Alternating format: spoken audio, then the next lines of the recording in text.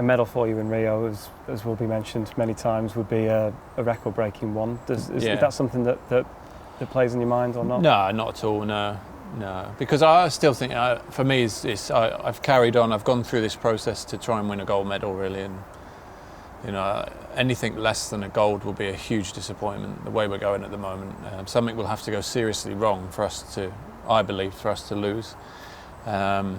And if that's the case, whether it's someone struck down with an illness or we have a crash or mishap, then it will be a huge disappointment, because I know the work we've put in as a group, and I know the work we've put in as a team, and to be at this point now that we're at is, I've experienced it in the past, so I know what this feels like now, that knowing you're perhaps the favourites and you've just got to execute that ride like you have done in training hundreds of times and go out there and do it at the games when it really matters.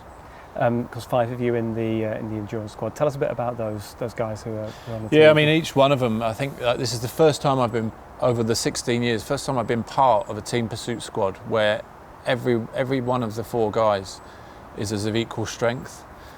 And that's, again, comes back to what I was saying before about I know how fast this team can go. And you're always getting one guy who's perhaps stronger than the others, or as we were at the Worlds, 2 of us were really good, the other 2 were kind of being carried. And I've been in previous Olympics where you always carry them. I've been in that position myself. I've been one of those ones that was carried to the gold medal.